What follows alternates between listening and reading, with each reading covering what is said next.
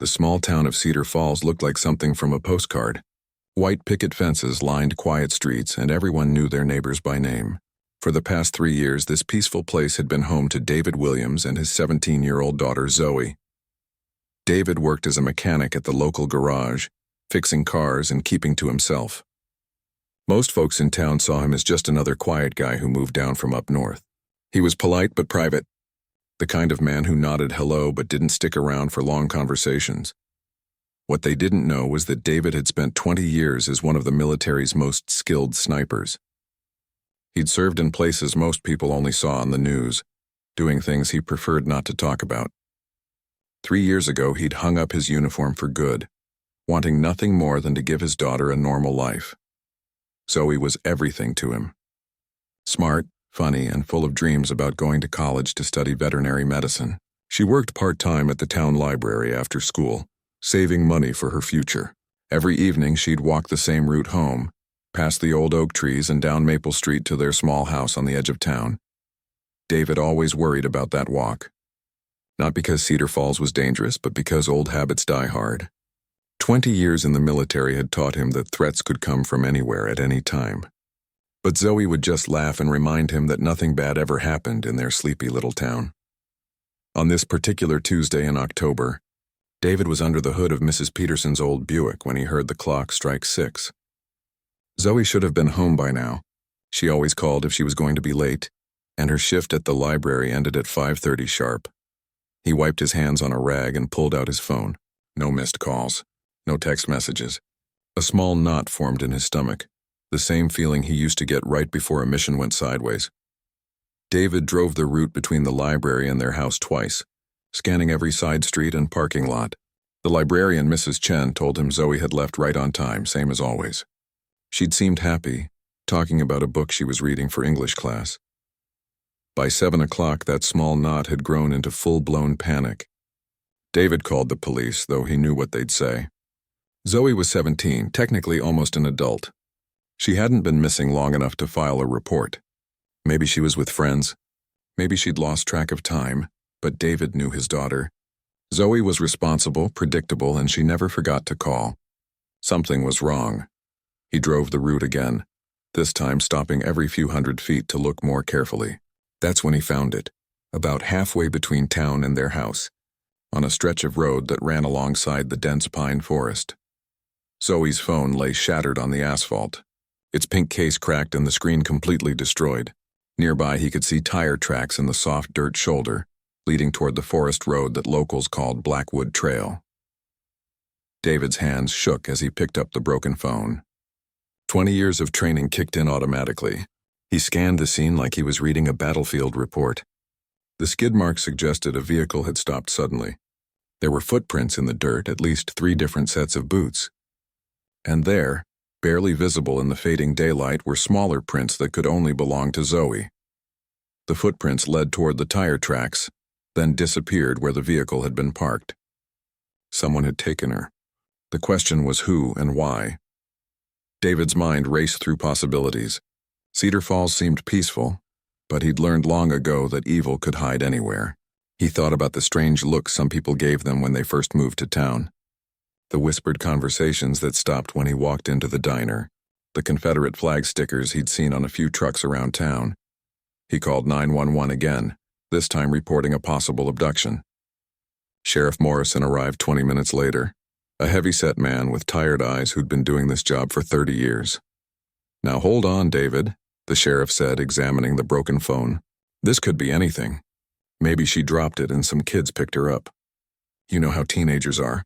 But David wasn't buying it. "Sheriff, look at these tire tracks.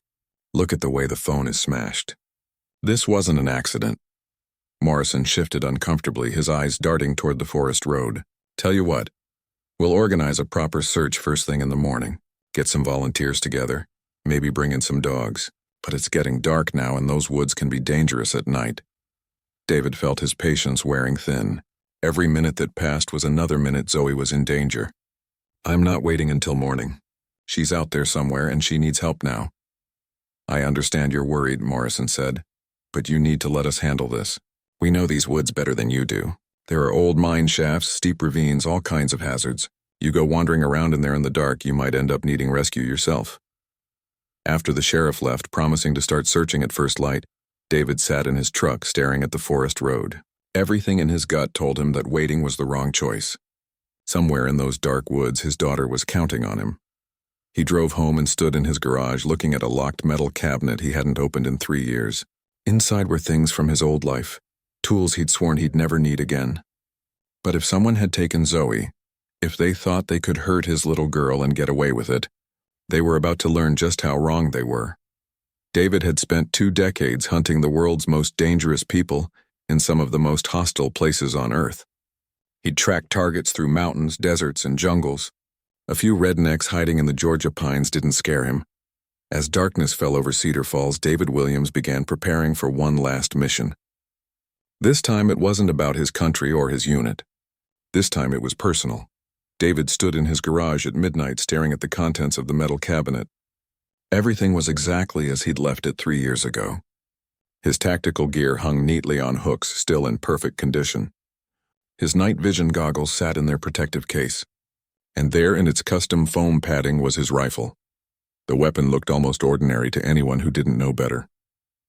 But David had carried this rifle through 3 tours of duty, and it had never let him down.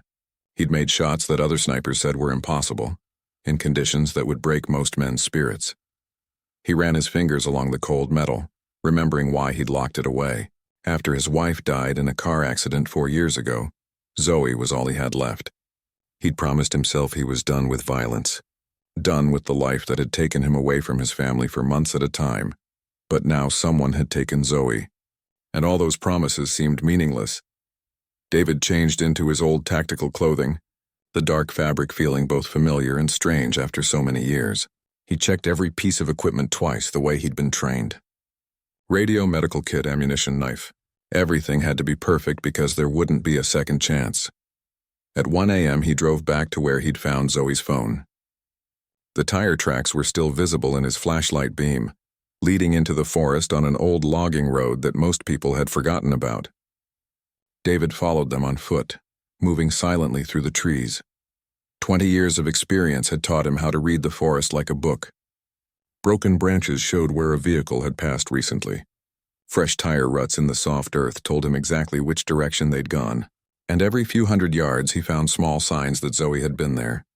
A thread from her jacket caught on a thorn, a heel print where she'd been forced to walk. The trail led deeper into the woods than David had expected.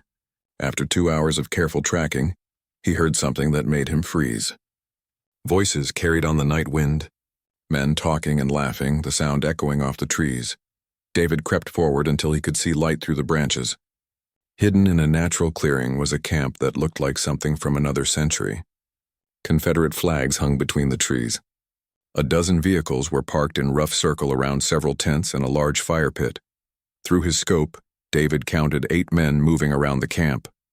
They were armed with hunting rifles and pistols, but they carried themselves like amateurs. These weren't soldiers or professionals. They were local troublemakers who thought they were tougher than they really were. And there, tied to a chair near the center of the camp, was Zoe. David's heart pounded as he watched his daughter through the scope. She looked scared but unharmed, her eyes darting around the camp as if she was looking for a way to escape. Even in this terrible situation, she was thinking, planning, staying strong. The men around the fire were drinking and talking loudly about their plans.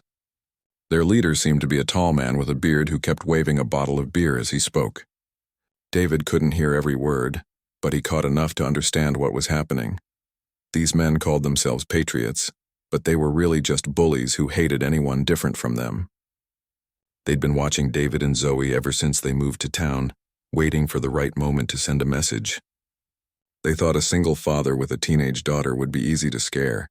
They had no idea who they were dealing with. David spent the next hour studying the camp, memorizing every detail. He counted weapons, noted the guards' patrol patterns, and identified the best escape routes. Old habits took over and he found himself planning the mission with the same cold precision he'd once used overseas. The hardest part was waiting. Every instinct screamed at him to charge into the camp and start shooting. But that would get Zoe killed, and 20 years of training had taught him patience. Good snipers waited for the perfect shot, no matter how long it took. As the night wore on, some of the men went to sleep in their tents.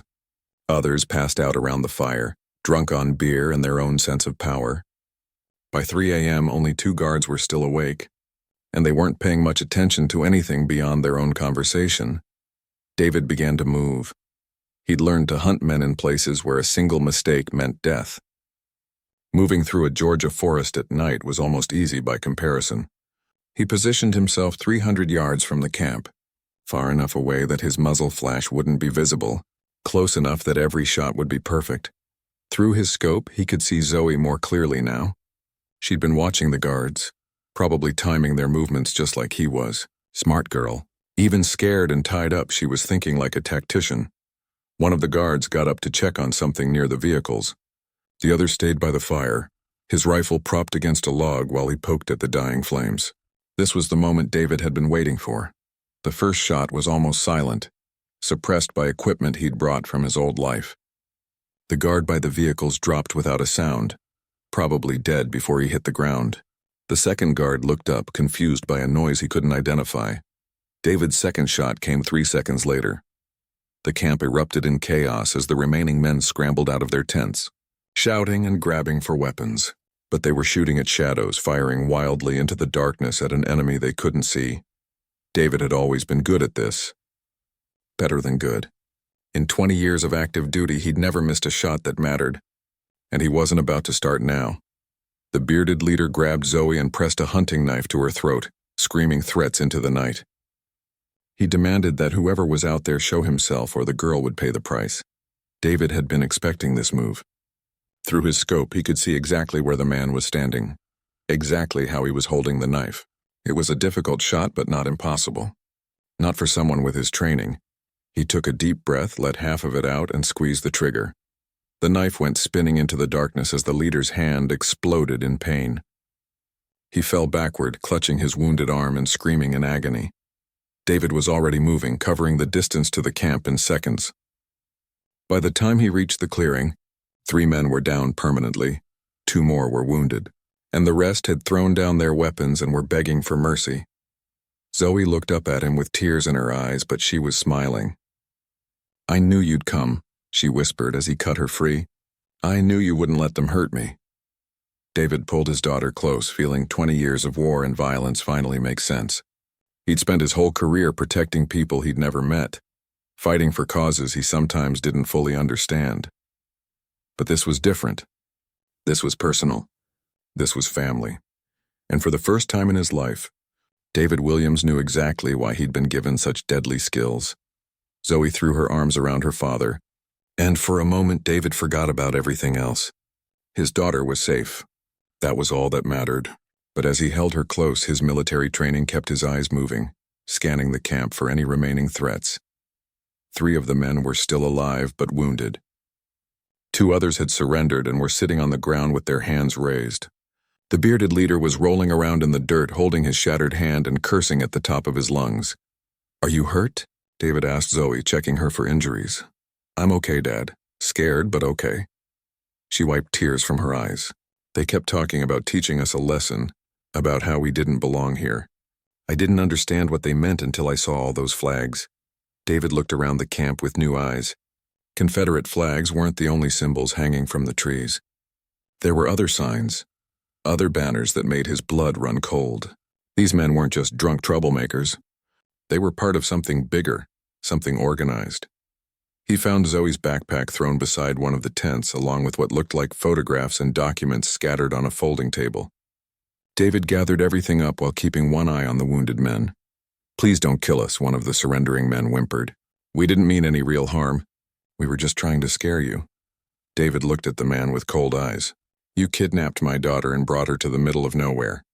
What exactly did you think was going to happen?" The man started to cry. Billy said it would just be a warning. He said we'd rough you up a little, make you understand this wasn't your kind of town. We never meant for it to go this far. David glanced at the wounded leader, who was still cursing and bleeding. "Billy's the one with the beard?" "Yeah, that's Billy Crawford. He's the one who organized everything. Said he had connections, people who would back us up if things went wrong." That got David's attention. "What kind of connections?" Before the man could answer, they heard vehicles approaching through the forest.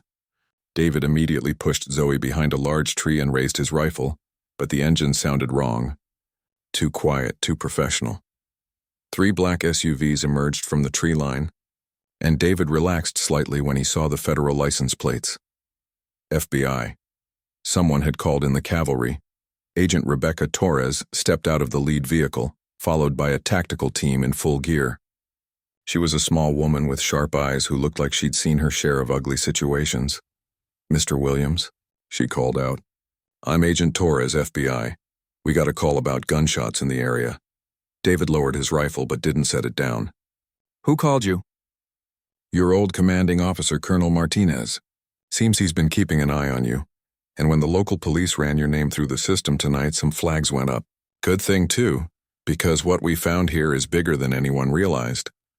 Torres walked through the camp, her team securing the wounded men and photographing everything. She picked up some of the documents from the table and whistled softly. "Mr. Williams, these men aren't just random racists. They're part of a network that's been operating in 3 states. We've been tracking them for 2 years, but we could never find their main camp." David felt a chill run down his spine. "You mean there are more of them?" "A lot more. And according to these documents, they've been planning something big, something that would have hurt a lot of innocent people." Torres looked at Billy Crawford, who was being treated by a paramedic. "Your little rescue mission may have prevented a domestic terror attack." Zoe stepped out from behind the tree, staying close to her father. "They kept talking about other families. They said they'd done this before to people who didn't belong." Torres nodded grimly. "We think they've been responsible for at least a dozen disappearances over the past 5 years. Families who moved to small towns and then vanished without a trace. We never found the bodies."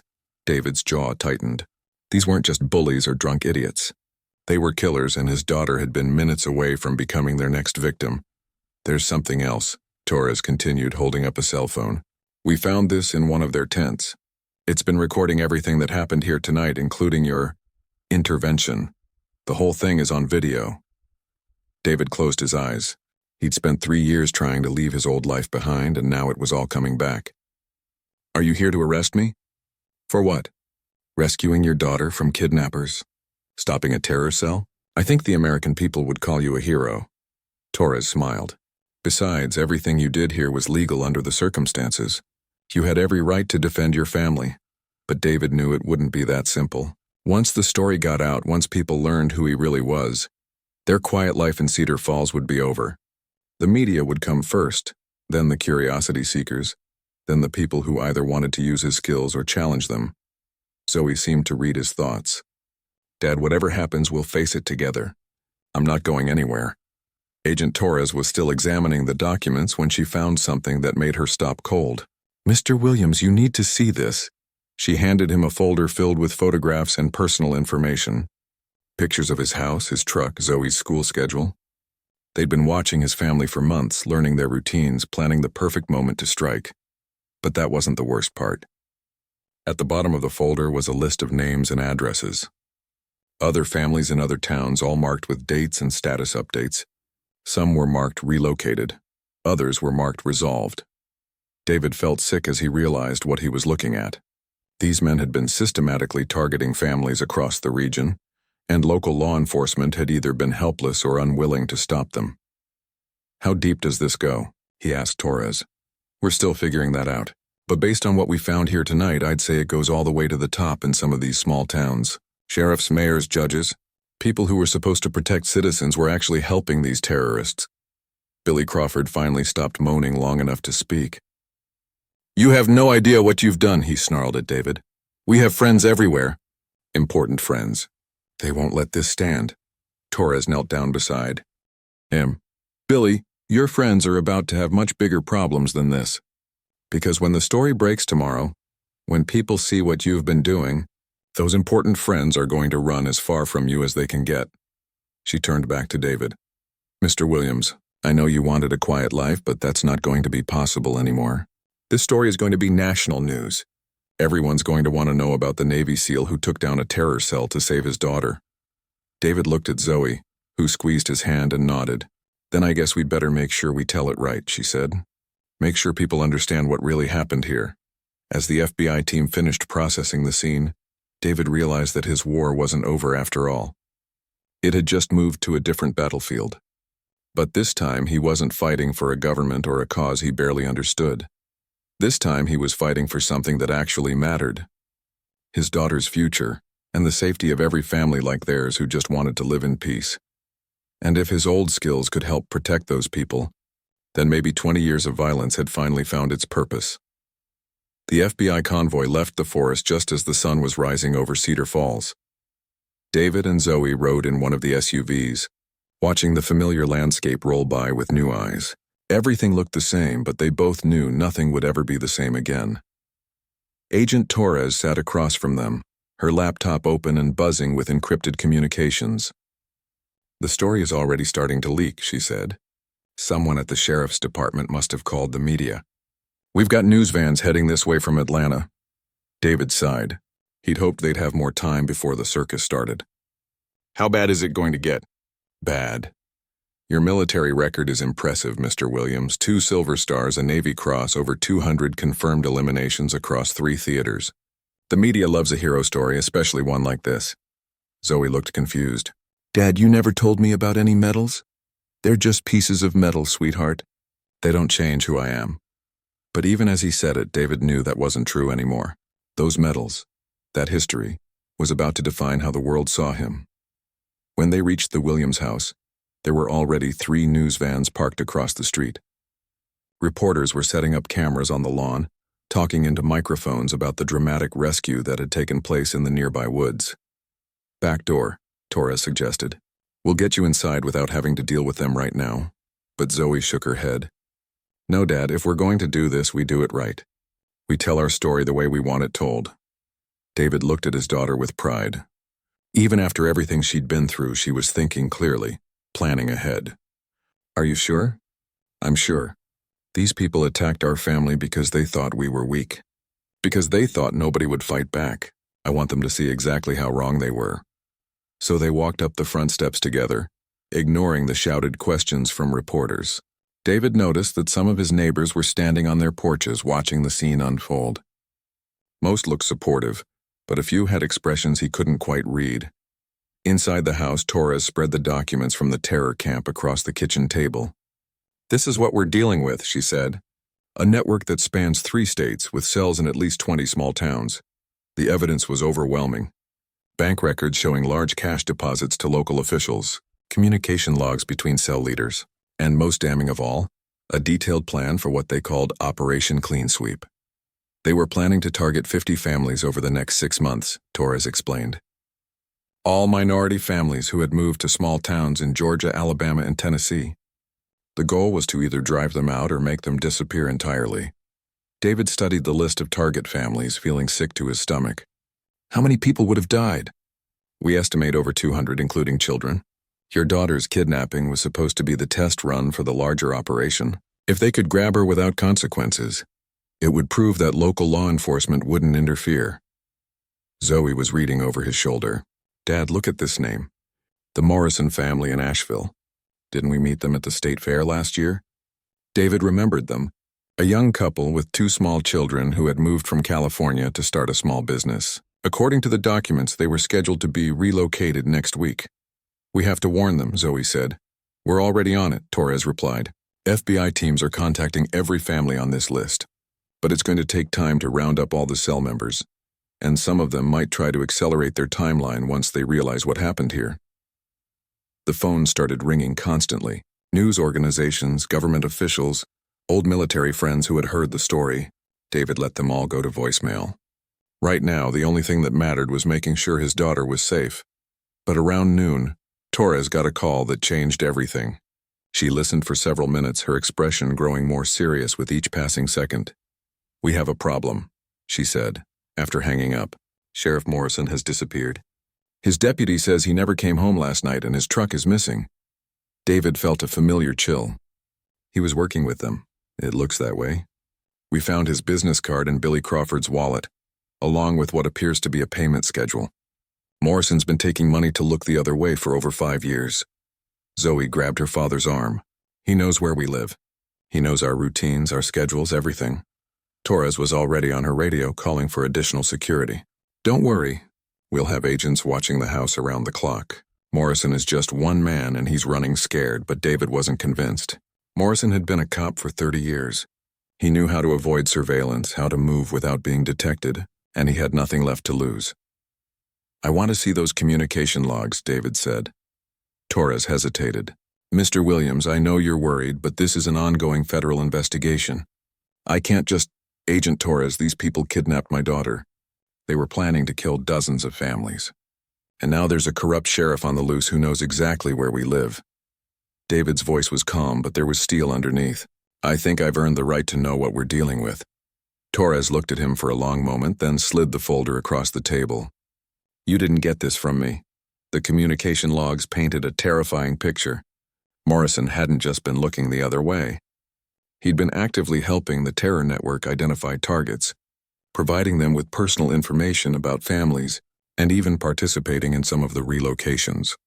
Worst of all, the logs showed that Morrison had contacts in law enforcement agencies across 3 states. The network was bigger than anyone had realized, with roots that went deeper than Torres had imagined. "This isn't just a few racist locals," David said. "This is organized, professional. They've been planning this for years." Torres nodded grimly. "We're going to need to expand the investigation. Bring in more agents, coordinate with other field offices. This could take months to fully unravel." "We don't have months," Zoe said quietly. "Not if Sheriff Morrison is still out there." As if summoned by her words, David's phone buzzed with a text from an unknown number. The message was simple but chilling. "You should have minded your own business.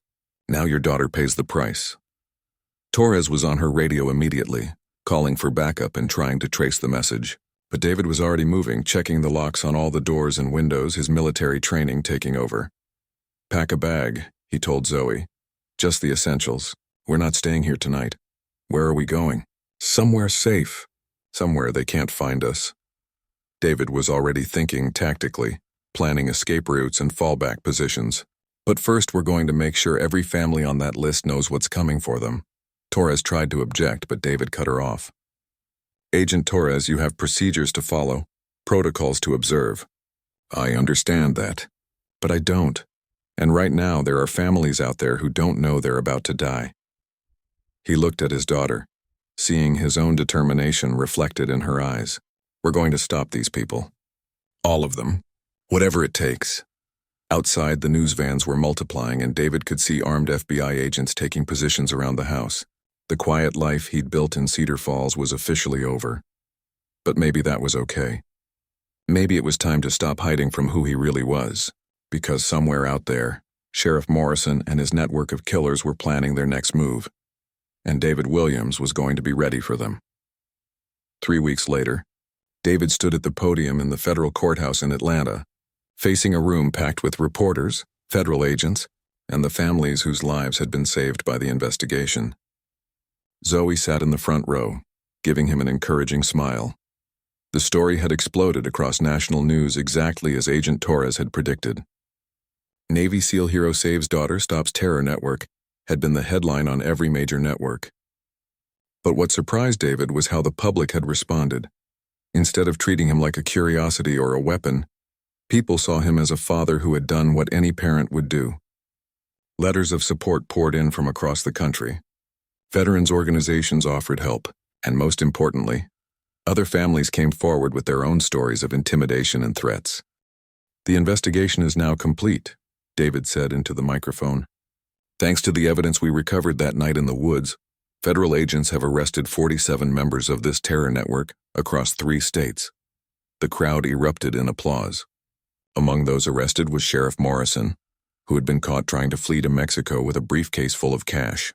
He'd been sentenced to life in prison without parole, along with Billy Crawford and 12 other cell leaders.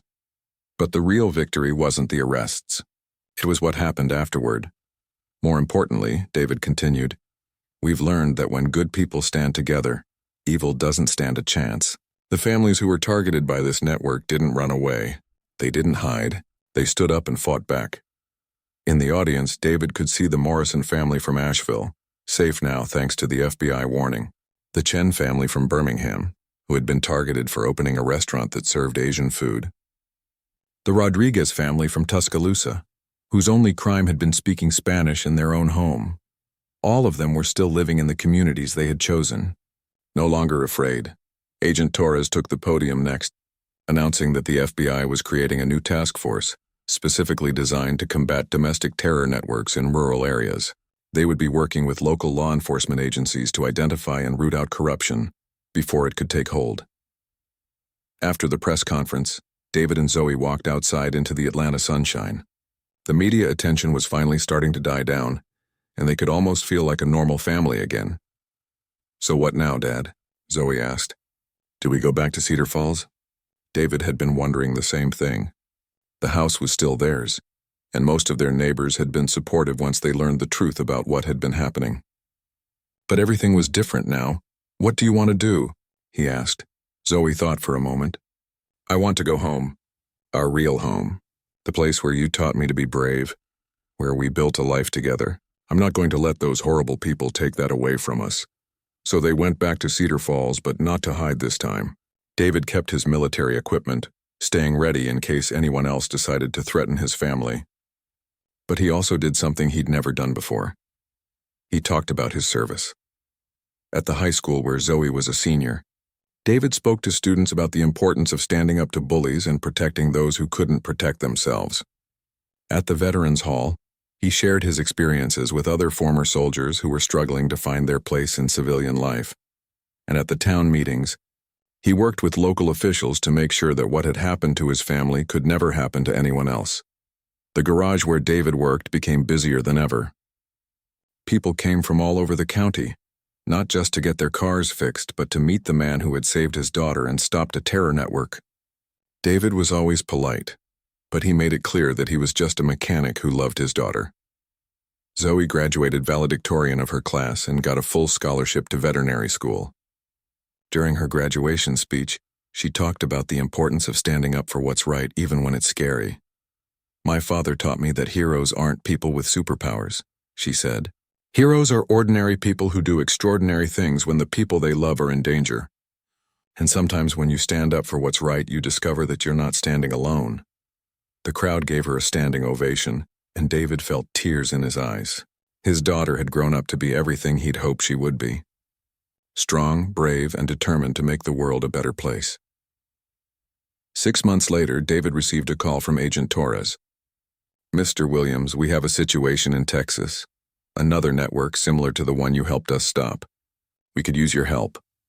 David looked at Zoe, who was studying for her veterinary school entrance exams at the kitchen table. She looked up and nodded. "What kind of help?" he asked. "The kind only someone with your skills can provide. We think there are families in danger, and we need someone who understands both the tactical situation and what these people are capable of." David thought about the Morrison family, safe in their Asheville home. About the Rodriguez family, whose children could now play in their backyard without fear. About all the families whose names had been on that list who were now living the peaceful lives they deserved. "I'll help," he said, "but I do this my way on my terms, and my daughter's safety comes first." "Understood. And Mr. Williams? Thank you. What you did that night in the woods saved a lot of lives." After he hung up, Zoe came over and hugged him. "I'm proud of you, Dad. You're using your skills to help people instead of hiding from them." David hugged her back, feeling something he hadn't felt in 20 years of military service. Peace. Not the peace of retirement or hiding from his past, but the peace that comes from knowing you're doing the right thing for the right reasons. Outside their kitchen window, the forests of Cedar Falls stretched into the distance, dark and quiet under the evening sky. But David wasn't afraid of those woods anymore. He'd faced the monsters that lived in them and won. And if there were other monsters out there threatening other families, he would be ready for them too. Because some wars are worth fighting, some things are worth protecting, and some people, like his daughter Zoe, are worth everything a father has to give. The quiet mechanic from Cedar Falls had found his purpose at last. And he would never stop fighting for the families who just wanted to live in peace.